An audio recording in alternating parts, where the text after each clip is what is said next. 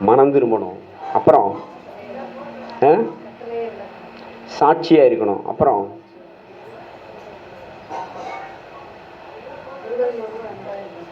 இயேசு அன்பா இருந்தது போல அன்பா இருக்கணும். அதுதான் ரொம்ப முக்கியம். இன்னைக்கு அன்பாலாம் இருக்கிறோம், இயேசு அன்பா இருந்தது போல இருக்கிறதா முக்கியம். 4வது காரியம். 5வது என்ன பார்த்தோம்? ஒழுங்கற்று நடக்கிற சகோதரர்களை விட்டு என்ன செய்யணும்? விலகணும்னா சண்டை தான் வரும். ஒழுங்கற்று நடக்கிற சகோதரரை விட்டு விலகணும். போன வாரம் நீங்க ஆராதனைக்கு வரல. ஒழுங்கற்று நடக்கிற சகோதரரை விட்டு விலகணும்னு கர்த்தர் கட்டளை இடுகிறார். அந்த கட்டளையின்படி நீங்க வாழணும். அப்போ ஒழுங்கற்று நடக்கிற சகோதரனை என்ன செய்யணும்? சத்துருவா எண்ணாம சகோதரனா எண்ணி புத்தி சொல்லணும். புத்தி சொல்லியும் அவன் கேட்கலன்னா வேத புரட்டனா இருக்கணும்னு 2 தடவை புத்தி சொல்லிட்டு நீ என்ன செய்ய? அவ்வளோதான். ஆண்டவர் சொல்லிட்டார். ஒழுங்கற்று நடக்கிற சகோதரர்களை என்ன செய்யணும்? விட்டு விலகணும்னா அவங்க போல நம்மளும் ஒழுங்கற்றவர்களாக மாறக்கூடாது. ஒழுங்குள்ள நம்ம அவங்கள ஒழுங்குள்ளவர்களாக மாற்ற அவங்களுக்கு என்ன செய்யணும்? புத்தி சொல்லணும். ஒழுக்கமானவைகளை சிந்திக்கணும்.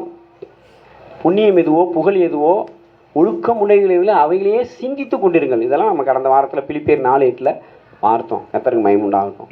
அப்போ இந்த 5 கட்டளை குறித்த மெசேஜ் யூடியூப்ல இருக்குது. திரும்ப போய் கேளுங்க. கேட்டாதான் உங்களுடைய செவிகள் திறந்தாதான் அக்கிரமம் உங்களை விட்டு போகும்.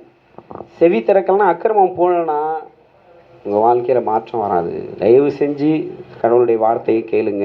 கர்த்தர் உங்களை ஆசீர்வதிப்பாராக. இன்றைக்கு நம்ம 6வது கட்டளை எடுத்து பார்க்க இருக்கிறோம். எத்தனாவது கட்டளை? ஏங்க இந்த கட்டளையவே பார்த்துட்டு இருக்கிறோம்? ஏங்க நீங்கள் எல்லா சபையிலையும் போனால் கடவுள் உங்களை ஆசீர்வதிப்பாருங்கிறீங்க, நீங்கள் மட்டும் ஏங்க கட்டளையவே சொல்கிறீங்க? கட்டளையின்படி நீங்கள் வாழ்ந்தீங்கன்னா ஆசீர்வாதம் உங்கள் தலைவனுக்கு தங்கும்.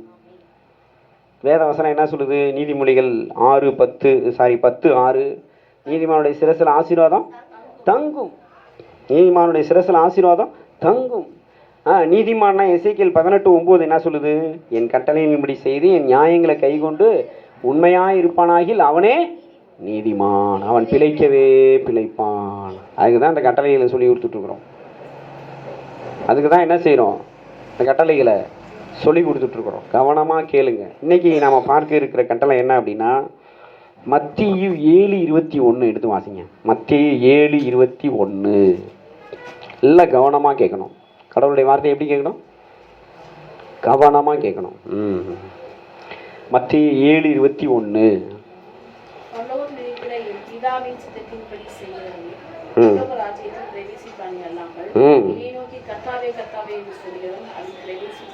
பார்த்தீங்களா? பரலோகத்தில் இருக்கிற பிதாவின் சித்தத்தின்படி செய்கிறவனே பரலோக ராஜ்யத்தில் பிரவேசிப்பானே அல்லாமல்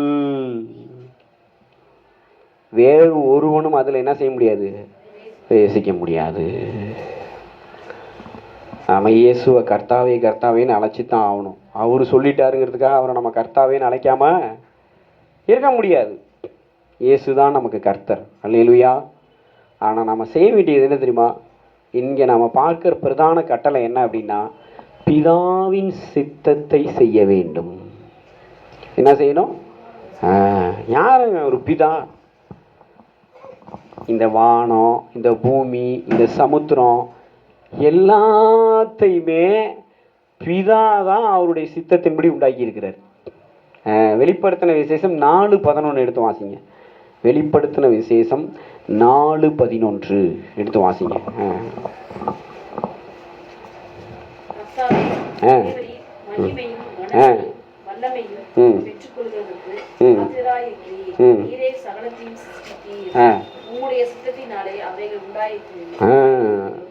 நீரே சகலத்தையும் சிருஷ்டித்தீர், உம்முடைய சித்தத்தினாலே அவைகள் உண்டாயிருக்கிறவைகளும் சிருஷ்டிக்கப்பட்டவைகளுமாய் இருக்கிறது.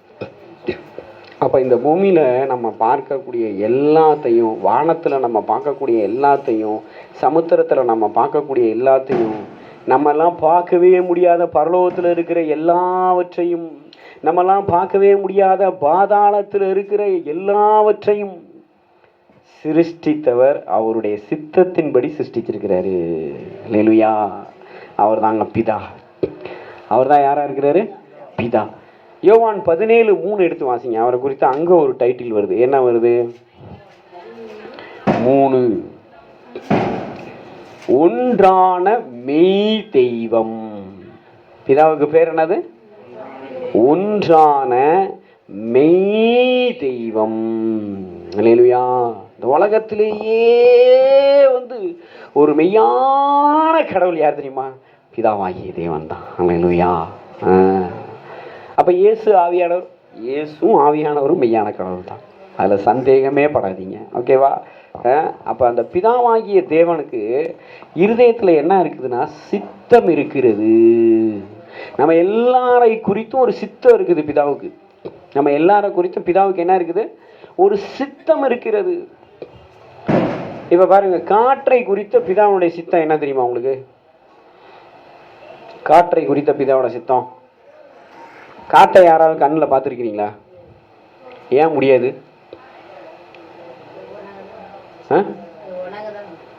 அதான் ஏன் பார்க்க முடியாது?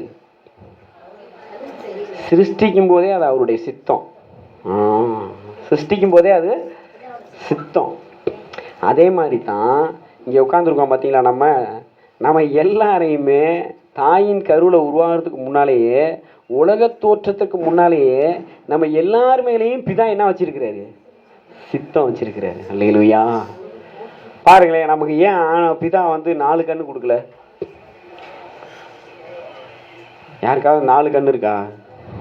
நாங்களாம் அந்த காலத்தில் எங்கள் வீட்டில் சின்ன பிள்ளைங்களை என்ன சொல்லுவோம்? 4 கண்ணை வந்துடுவோம் அப்படின்னு பயமுறுத்துவோம். ஆனால் கடவுள் எல்லாத்துக்கும் 2 கண்ணு தான் கொடுத்துருக்குறாரு. ஏன் தெரியுமா? பிதாவின் சித்தம். ஏன்னா உண்டாக்கப்பட்டிருக்க எல்லாமே பிதாவின் சித்தத்தின்படி தான் உண்டாக்கப்பட்டிருக்கு. நல்லா கவனமாக கேளுங்க. பிதாவோட சித்தத்தினால தான் சகலவையிலும் உண்டாக்கப்பட்டவையிலும் சிருஷ்டிக்கப்பட்டவைகளுமா இருக்குது. பாருங்க, பிதாவோட சித்தத்தினால இந்த பூமியை பிதா உண்டாக்குனதுனால தான் இன்னைக்கு இந்த பூமியை படைச்சி இத்தனை 1000 வருஷம் ஆனாலும் பூமி என்ன செஞ்சுக்கிட்டே இருக்கு? விளைஞ்சிக்கிட்டே இருக்கு. நல்லா 3 வேளை சாப்பிட்றோம்ல, என்ன செய்கிறோம்? நல்லா சப்பாத்தி, பூரி, கேழ்வரகு களி, பிரியாணி எல்லாம் சாப்பிட்றோம்ல. இதெல்லாம் எங்கேருந்து வருது? எங்கேருந்து வருது? வானத்துலேருந்து டெய்லி மூட்டை கட்டி போட்டுட்ருக்காங்களா தேவதூதர்களே? கிடையாது, பூமியிலேருந்து விளையுது. இது யாருடைய சித்தம்? இதாவோட சித்தம்.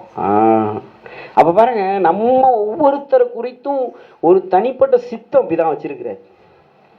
நம்ம ஒவ்வொருத்தரை குறித்தும் ஒரு தனிப்பட்ட சித்தம் பிதா வச்சிருக்கிறார். அதை தான் இங்கே 7:21 நம்ம வாசித்தோம். பரலோகத்தில் இருக்கிற பிதாவின் சித்தத்தின்படி செய்கிறவனே பரலோக ராஜ்யத்தில் பிரவேசிப்பானே அல்லாமல். அங்க அந்த அல்லாமல்ங்கிற வார்த்தை தான் பிதாவின் சித்தம் புதிய ஏற்பாடுக்கு என்னவா மாறுது? கட்டளையாக மாறுகிறது. அப்பனா என்ன அர்த்தம்? பிதாவின் சித்தத்தை செஞ்சாதான் பரலோகத்துக்கு போக முடியும். நல்லா புரியுதா உங்களுக்கு? ஏன் பிதாவின் சித்தம் புதிய ஏற்பாட்டில் கட்டளையா மாறுது? பிதாவின் சித்தத்தை செய்யாதவனுக்கு பரலோகத்தில் என்ன கிடையாது? என்ட்ரி கிடையாது, பிரவேசிக்க முடியாது. அப்படின்னா என்ன அர்த்தம்? No entry. இப்போ நோ என்ட்ரின்னு போர்டு போட்டாங்கன்னா துணிச்சு உள்ளே போனால் என்ன பண்ணுவாங்க? பையனை போட்டுருவாங்க. பார்த்தீங்களா? அங்கே பையன்லாம் கிடையாது. உள்ளே போக முடியாதுன்னா முடியாது, அவ்வளோதான். உள்ளே போக முடியாது. அப்போனா பிதாவின் சித்தம் புதிய ஏற்பாடுல நமக்கு என்னவா இருக்குது? கட்டளையாக இருக்கிறது. பிதாவின் சித்தம் என்னவா இருக்குது? வரக்கூடிய நாட்களில் நீங்கள் பைபிள் ஸ்டடிக்கு வாங்க. புதிய ஏற்பாடில் பிதாவின் சித்தம் 21 சித்தம் இருக்குது. எத்தனை சித்தம் இருக்குது? 21 சித்தத்தையும் உங்களுக்கு ஒவ்வொரு வாரமாக சொல்லி கொடுக்குறோம். இதை நாங்கள் ஆரம்ப நாட்களில் தேவ கிருபையில் நாங்கள் கிட்டத்தட்ட 2 வருஷம் அதை நாங்கள் சபையில் நாங்கள் அதை ஒவ்வொரு ஞாயிற்றுக்கிழமையும் பார்த்தோம். இனி வரக்கூடிய வியாழக்கிழமை பைபிள் ஸ்டடிக்கு வாங்க. பிதாவின் சித்தம்னா என்ன? பிதாவோட சித்தம் புதிய ஏற்பாடில் 21 சித்தம் இருக்குது. இதெல்லாம் நீங்கள் செஞ்சாதான், நானும் செஞ்சாதான் எங்கே போக முடியும்? பரலோகத்துக்கு போகணும். எதுக்கு சபைக்கு வரோம் நம்ம? சொல்லுங்க, எதுக்கு சபைக்கு வரோம்? இயேசுவோட வரியில போகணும். வேற ஒன்றும் கிடையாது. இடம் வாங்கணும், பிள்ளை பிறக்கணும், கல்யாணம் ஆகணும், அதெல்லாம் என்னது? கொசுறு. அந்த காலத்தில் நாங்களாம் சின்ன பிள்ளைங்களாக இருக்கும்போது மளிகை கடையில் போய் ஜாமான் வாங்க போனோன்னு வைங்களேன். அந்த கடைக்காரர் என்ன செய்வார் தெரியுமா? போகும்போது தம்பி இங்கே வாடான்னு கூப்பிடுவார். ஒரு 4 பொட்டுக்களை தூக்கி கையில் கொடுப்பாரு. என்ன கொடுப்பாரு? அதை நாங்கள் என்ன தெரியுமா செய்வோம்? போகிற வழியிலே மென்னுக்கிட்டு போயிடுவோம். வீட்டுக்கு கொண்டு போய் சேர்க்க மாட்டோம். அது மாதிரி வருகையில் நீங்கள் போகும்போது இந்த உலகத்தில் கொடுக்குற ஆசீர்வாதங்கள்லாம் நீங்கள் விட்டுட்டு தான் போகணும். அந்த 4 பொட்டுக்களை மாதிரி தான். என்னது? அந்த 4 பொட்டுக்களை எதுக்கு தெரியுமா? திரும்பவும் நீ என் கிடைக்கே வரணுங்கிறதுக்கு தான். அது மாதிரி நீங்கள் இயேசுகிட்ட வரணுங்கிறதுக்காக தேவன் என்ன செய்கிறாரு? எதையாவது உங்களுக்கு கொசுறு மாதிரி கொடுப்பாரு. நீங்கள் அந்த கொசுரை பிடிச்சிட்டு இருக்காதீங்க, அந்த இயேசுவை பிடிச்சிக்கோங்க. அல்லேலூயா. அவர் வருகையில் நம்ம போகணும். அதுக்கு தான் ஆண்டவர் சொல்கிறாரு, பிதாவின் சித்தத்தை செய்ய வேண்டும். புதிய ஏற்பாடில் இன்றைக்கி நம்ம பார்க்குற கட்டளை எத்தனாவது கட்டளை? 6வது கட்டளை. பார்த்தீங்களா? அந்த காலத்தில் என்ன செய்வாங்க தெரியுமா? கிறிஸ்தவ வீடுகளுக்கெல்லாம் போனீங்கன்னா அந்த 10 கட்டளைகளையும் அப்படியே படமாக வரைஞ்சி வீட்டில் செவுத்தில் மாட்டியிருப்பாங்க. இன்றைக்கி நீங்கள் அதெல்லாம் செய்யாதீங்க. இன்றைக்கி நம்ம பார்த்து கொண்டு இருக்கிற கட்டளைகளை உங்கள் இருதயத்தில் படமாக வரைங்க. உங்கள் இருதயத்தில் செதுக்குங்க. உங்கள் மனசில் வச்சு வைங்க. உங்கள் மனசே தேவனுடைய சித்தமாக மாற வேண்டும். அல்லேலூயா. முதல்ல சித்தம்னா என்ன புரிஞ்சுக்கோங்க. சித்தம்னா என்னது? சித்தம்னா என்னது? நாம் எதை செய்ய நினைக்கிறோமோ, நாம் எதை செய்ய சிந்திக்கிறோமோ, யோசிக்கிறோமோ, முடிவு எடுக்கிறோமோ, அதுக்கு பேர் தான் என்னது? சித்தம். அல்லேலூயா. சித்தம்னா என்னது? நம்ம ஒரு சில காரியங்களை யோசித்து இப்போ அந்த இப்போ டிஸ்கஸ் பண்ண பார்த்தீங்களா? என்னது? ஆராதனையை காலையில் எத்தனை மணிக்கு வச்சுக்கலாம்? 7 மணிக்கு வச்சுக்கலான்னு சொன்னேன். உடனே சிஸ்டர் என்ன சொன்னாங்க? 8 மணிக்கு வைங்க. நாங்கள் அக்கா என்ன சொன்னாங்க? நீங்கள் எப்போ வச்சாலும் நாங்கள் தான். இப்போ அவங்க தான் சர்ச்சில் முதல் ஆளாக வராங்க. அவங்களுக்காக கரங்களை தட்டுங்க, ஆண்டவர் மகிமைப்படுத்துங்க, கர்த்தரை ஸ்தோத்திரம் பண்ணுங்க. அல்லேலூயா. பாருங்கள், அப்போ எப்போதுமே நாம் ஒரு காரியத்தை திட்டம் பண்ணி அதுக்கு என்ன கொண்டு வரோம்? ஒரு முடிவு கொண்டு வருகிறோம். அந்த முடிவுக்கு பேர் தான் என்னது? சித்தம். அந்த முடிவுக்கு பேர் தான் என்னது? சித்தம். அப்போ தேவன் பரலோகத்தில் என்ன தெரியுமா செய்கிறாரு? இந்த செல்வராஜ் பூமியில் எத்தனாவது வருஷம் பிறக்கணும், யாருக்கு பிறக்கணும், எந்த ஊரில் பிறக்கணும், எந்த நாளில் பிறக்கணும், காலையில் பிறக்கணுமா, நைட்டு பிறக்கணுமா, சாயங்காலம் பிறக்கணுமா, மழை பெய்யும் போது பிறக்கணுமா, வெயில் அடிக்கும் போது பிறக்கணுமா, எல்லாத்தையும் அங்கே பரலோகத்தில் என்ன செஞ்சு வச்சிருக்கிறாரு? சித்தம் பண்ணி தீர்மானிச்சு வச்சிருக்கிறாரு. அல்லேலூயா. ஆமாம், அந்த நேரத்தில் தான் நீ பிறந்த, அந்த தாய் தகப்பனுக்கு தான் பிறந்த, அந்த ஊரில் தான் பிறந்த. இதெல்லாம் யாராலையும் என்ன செய்ய முடியாது? மாற்ற முடியாது. அப்புறம் ஏங்க இயேசு இப்படி சொல்கிறாரு? எப்படிங்க? பிதாவின் சித்தத்தை செய்கிறவனே அல்லாமல் வேறு ஒருவனும். என்னங்க நீங்கள் சொல்கிறீங்க? எல்லாமே அவருடைய சித்தம் இல்லாமல் நடக்காதுங்கிறீங்க, ஆனால் பிதாவின் சித்தத்தை செய்யணுங்கிறீங்களே. கொஞ்சம் யோசிச்சு பாருங்களேன். அங்கே என்ன பிரச்சனை இருக்குதுன்னா, ஆடுக்கோ மாடுக்கோ அல்லது பூமிக்கோ காற்றுக்கோ சமுத்திரத்துக்கோ என்ன கிடையாது? சுய சித்தம் கிடையாது. நல்லா புரிஞ்சுக்கணும். என்ன புரிஞ்சுக்கணும்? சுய சித்தம். மனுஷனுக்கு என்ன இருக்குது? சுய சித்தம் இருக்குது. சுய சித்தத்துலேயும் ரொம்ப மோசமான மாம்ச சித்தம் இருக்குது. 1 யோவான் 1:13 எடுத்து வாசிங்க. ஏன் ஆண்டவர் இந்த இடத்துல ஒரு குறிப்பிட்ட காரியத்தை சொல்றாரு? பிதாவின் சித்தத்தை செய்கிறவனே பரலோக ராஜ்யத்தில் பிரவேசிப்பானே அல்லாமல் வேறொருவரும் அதில் பிரவேசிப்பது இல்லைங்கிறாரு. சாரி, யோவான் 1:13. யோவான் 1:13 வாசிச்சிங்கன்னா அங்கே வாசிங்க. ம் ம்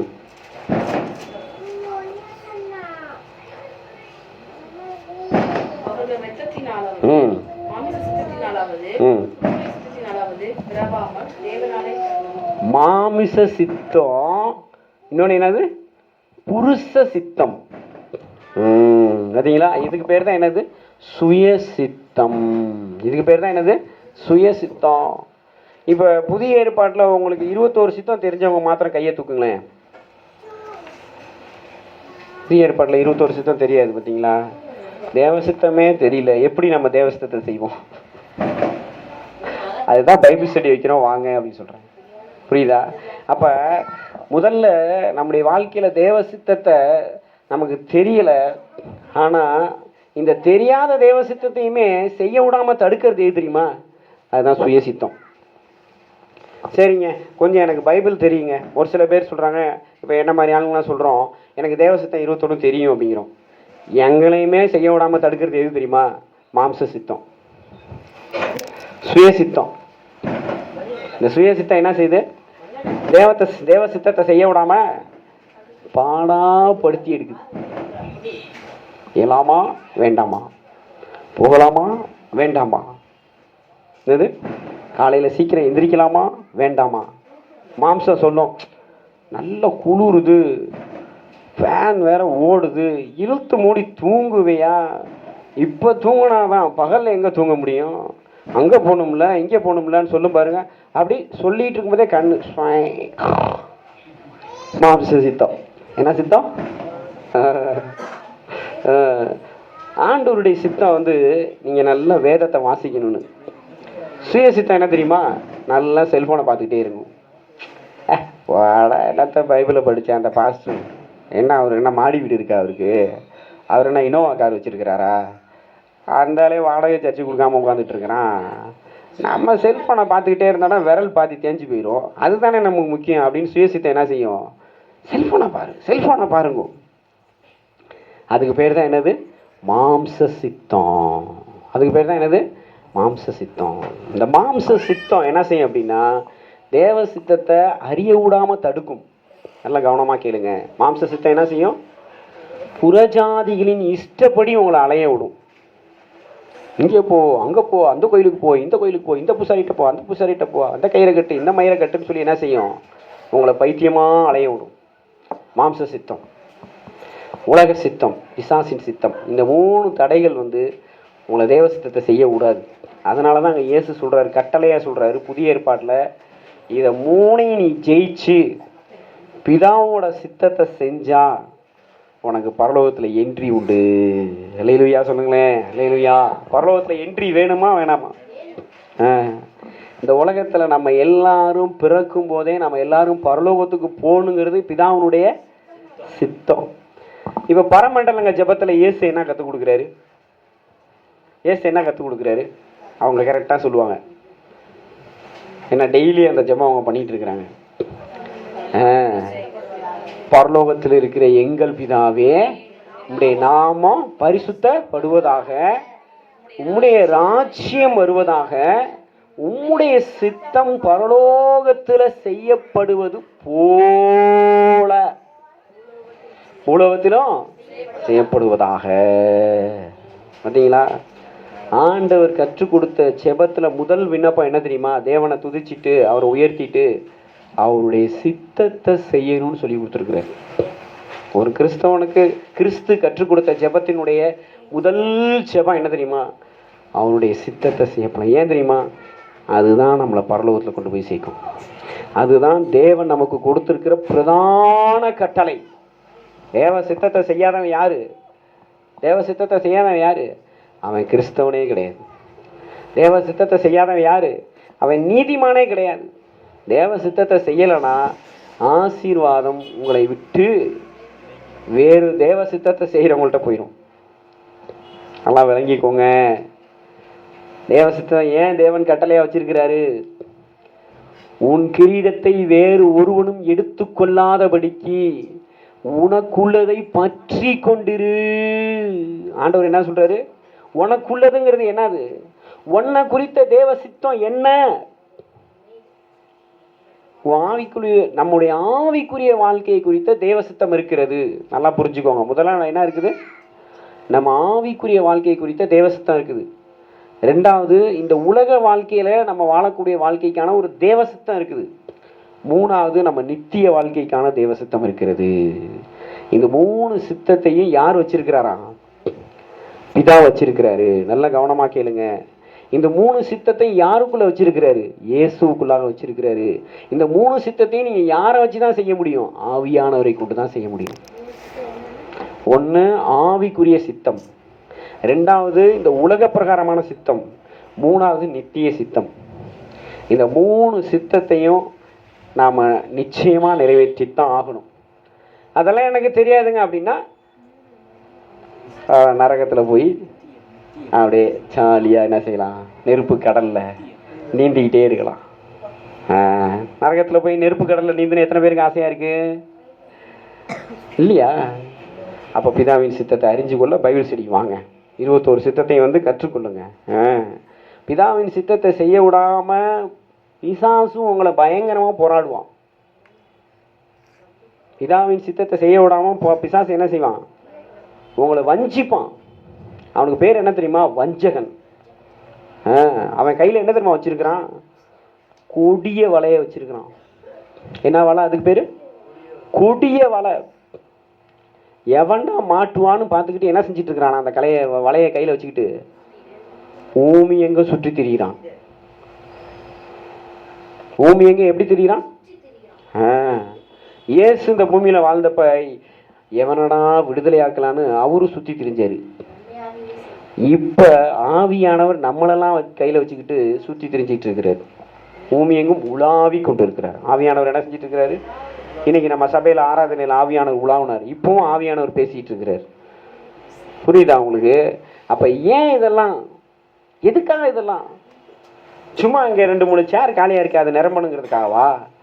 இல்ல இந்த இந்த இந்த காணிக்கை பெட்டி நிரம்பணுங்கிறதுக்காகவா?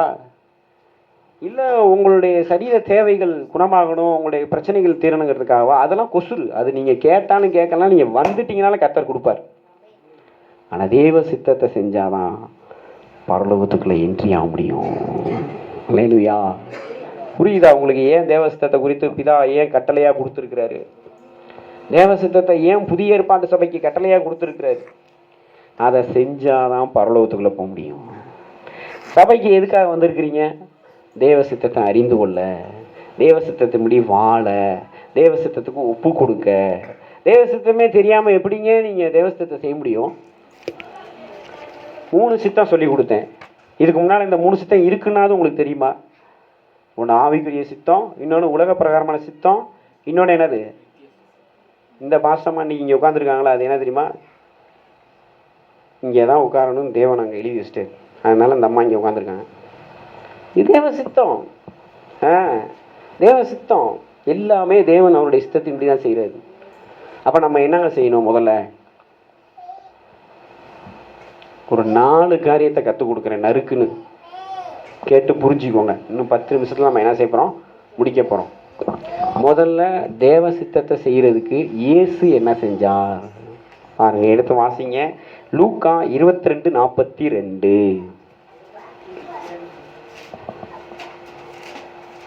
லூக்கா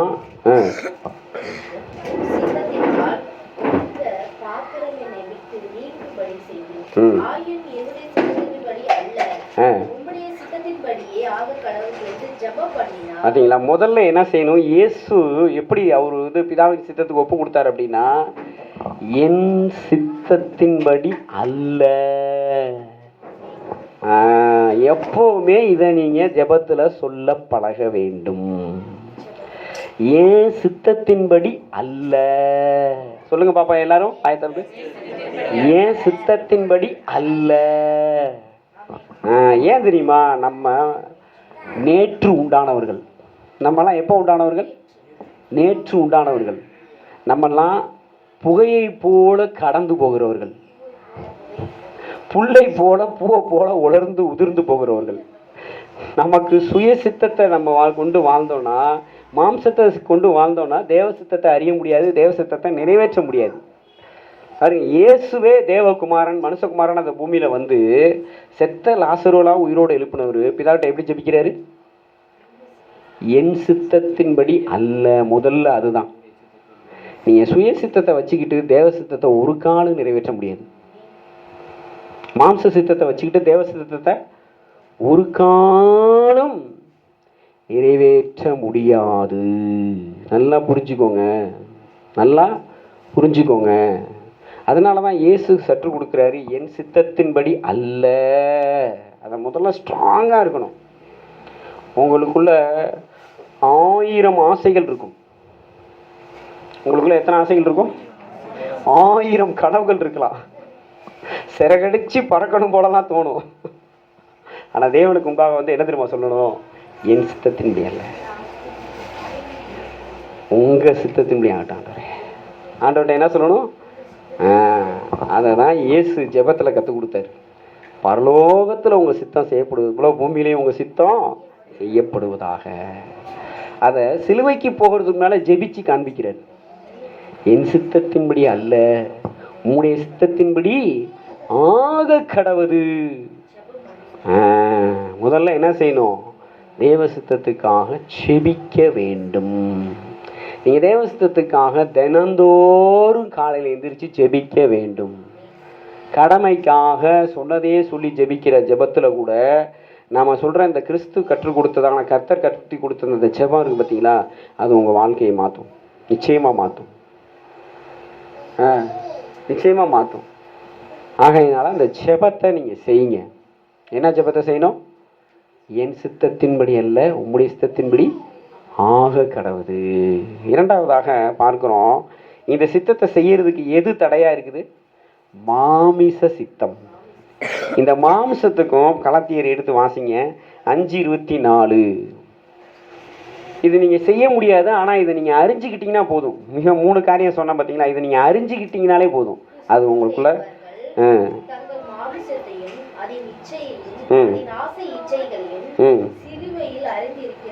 பார்த்தீங்களா, கிறிஸ்துவனுடையவர்கள் தங்கள் மாம்சத்தையும் அதன் ஆசை இச்சைகளையும் எதில் அரைஞ்சிருக்கிறாங்களா? இயேசு சிலுவையில் அறையப்பட்ட போதே, நேற்று சாயங்காலம் இதை தான் நாங்கள் தியானம் பண்ணோம். இயேசு சிலுவையில் அறையப்பட்ட போதே நம்ம எல்லாருக்குள்ளே இருக்கிற சுய சித்தத்தை என்ன செஞ்சிட்டாரு? சிலுவையில் க்ளோஸ் பண்ணிட்டார். கதையை முடிச்சு விட்டார். என்ன சொல்லலாம் உங்கள் பாஷையில் சொன்னால்? முடிச்சிட்டாரு, கதையை முடிச்சு விட்டாரு. நம்ம இது தெரியாமல் தான் தொடர்ந்து சுய சித்தத்தின்படி வாழ முயற்சி செஞ்சு என்ன செய்கிறோம்? தேவ சித்தத்தை நிறைவேற்ற முடியாமல் ஃபெயிலியர் ஆகிட்டே இருக்கிறோம். நல்லா புரிஞ்சுக்கோங்க. இதையும் தெரிஞ்சுக்கிட்டு நீங்கள் தேவ சித்தத்துக்கு ஒப்பு கொடுத்து ஜெபம் பண்ணிங்கன்னா நிச்சயமாக தேவன் அவருடைய சித்தத்தை அறியத்தக்க கிருபைகளை கொடுப்பாரு. தேவன் அவருடைய சித்தத்தை செய்யத்தக்க வல்லமையை கொடுப்பாரு. தேவ தூதர்களை கொடுப்பாரு, சத்தியத்தை கொடுப்பாரு, வாக்குத்தத்தங்களை கொடுப்பாரு, கிருபைகளை கொடுப்பாரு, இரக்கங்களை கொடுப்பாரு. அவருடைய சித்தத்தின்படி நம்மளை வாழ வச்சே தீர்வார். ஏன் தெரியுமா? நாம் ஒருத்தம் கூட கெட்டு போகாமல் எல்லாரும் நித்திய ஜீவனம் அடையணுங்கிறது தான் அவருடைய சுத்தமாக இருக்கிறது. நல்லா புரிஞ்சுக்கோங்க. இன்னொரு வசனம் எடுத்து வாசிங்க. கலாத்தியருக்கு எழுதின நிருபம் 6:14 எடுத்து வாசிங்க.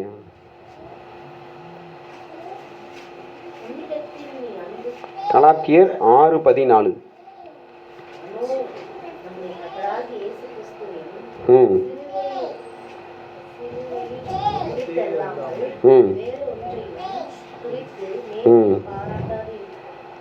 வேறு ஒன்றை குறித்தும் நான் என்ன பாராட்ட மாட்டேன்? மேன்மை பாராட்ட மாட்டேன். சிலுவையை குறித்து மாத்திரம் நம்ம என்ன செய்யணும்?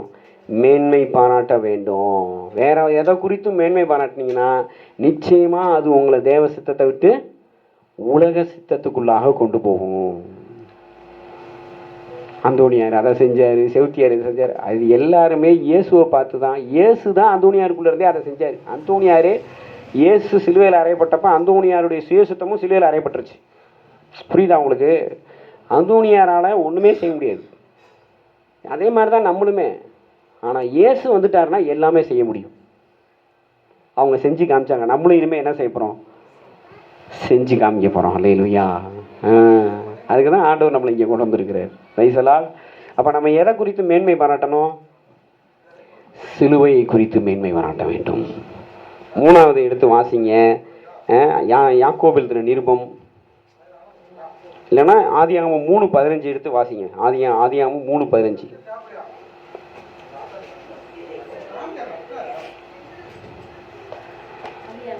ஆதியாகமம் 3:15.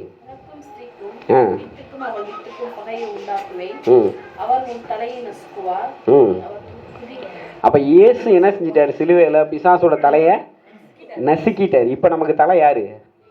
இயேசு. அல்லேலூயா. அகப்ப வசனம் இப்போ நம்மளை என்ன சொல்லுது?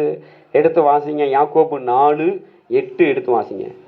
யாக்கோபு 4:7 எடுத்து வாசிங்க. யாக்கோபு 4:7. யாக்கோபு 4:7.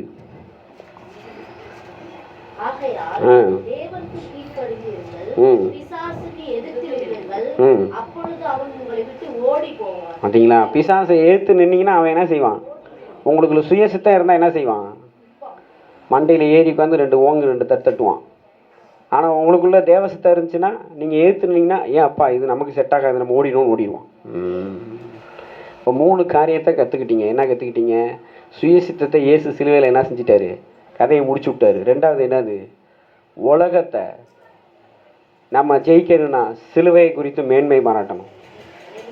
நீங்கள் நம்ம எதை குறித்து மேன்மை பாராட்டுறோம்? ஹோலோகாஸ்ட் ஜுவல்லரியில் போய் நகை வாங்கிட்டு வந்தேன். எங்க? ஹோலோகாஸ்ட் ஜுவல்லரியில். அது உலக மேன்மை. சிலுவை குறித்து மேன்மை பாராட்டினா என்ன சொல்லுவான்? கர்த்தர் கிருபையாக எனக்கு இதை கொடுத்தாரு. சிலுவையை குறித்து மேன்மை பாராட்டணும். 3வது, பிசாசை எதிர்த்து நிற்க வேண்டும். ஏங்க? இது 3 தான் உங்களை தேவசித்தத்தை செய்ய விடாமல் பாடாப்படுத்தி இருக்கும். தேவசித்தத்தை செய்யணும்னா சுய சித்தத்தை, மாம்ச சித்தத்தை ஒழிக்கணும். 2வது, உலக சித்தத்தை ஒழிக்கணும். 3வது, பிசாசின் சித்தத்தை ஒழிக்கணும். இதை 3 இயேசு சிலுவையில் செஞ்சு முடித்தார். அல்லேலூயா. இதை 3 இயேசு எங்கே செஞ்சு முடித்தார்? இதனால தான் உலகத்தில் இருந்து நீங்கள் வேறு பிரிக்கப்பட்டு சபைக்குள்ளே வந்துருக்கிறீங்க. பிசாச விக்கிரகங்களை ஆராய்ச்சிட்டு இருந்த நம்ம இப்போ தேவனை ஆராதிக்கிறோம். சுயசித்தத்தின் வாழக்கூடாது, தேவசித்தத்தை செய்யணுங்கிறத நம்ம கற்றுக்கொண்டு இருக்கிறோம். அல்லேலூயா. ஆமாம். எழுந்து நிற்போமா? நம்ம எல்லாரும் எழுந்து நிற்போம். ஆண்டவரை நோக்கி ஜெபிங்க. ஆண்டவரை நோக்கி கேளுங்க. பரலோகத்தில் இருக்கிற பிதாவின் சித்தத்தை நான் செய்யணும். இந்த 6வது கட்டளை என் வாழ்க்கையாக மாறணும். ஒப்பு கொடுங்க. நம்ம எல்லாரும் இந்த கிருபாசன நேரத்துக்குள்ளாக வந்திருக்கிறோம். கொலைசேரிக்கு எழுதின நிருபம் 1:9 எடுத்து நம்ம வாசிப்போம். கொலைசேரிக்கு எழுதின நிருபம் 1:9. கொலைசேரிக்கு எழுதின நிருபம் 1:9 எடுத்து வாசித்து நம்ம எல்லாரும் இந்த கிருபாசன ஜெபத்துக்குள்ளாக கடந்து போகிறோம். இது நிமித்தம் நாங்கள் அதை கேட்ட நாள் முதல் உங்களுக்காக இடைவிடாமல் ஜெபம் பண்ணுகிறோம். நீங்கள் எல்லா ஞானத்தோடும் ஆவிக்குரிய விவேகத்தோடும் அவருடைய சித்தத்தை அறிகிற அறிவினால் நிரப்பப்பட வேண்டும். அல்லேலூயா. நம்ம இருதயமெல்லாம் எதனால் நிரப்பப்படணுமா? தேவனே என்னை குறித்த சித்தம் என்ன எனக்கு வெளிப்படுத்தி கொடுங்க. தேவனே என்னை குறித்த சித்தத்தை நான் அறியணும்ப்பா. ஆண்டவர்கிட்ட கேட்போமா? எல்லா ஞானத்தோடும் ஏங்க தேவ சித்தத்தை அறியணும்? ஆவிக்குரிய விவேகத்தோட தேவ சித்தத்தை அறிகிற அறிவினால் நிரப்பப்பட வேண்டும். இந்த கிருபாசன வேலையில் ஆண்டவரை நோக்கி கேளுங்க. ஆண்டவரே, ஏன் சித்தம் அல்ல, உம்முடைய சித்தத்தின்படி ஆகட்டும்னு சொல்லுங்க.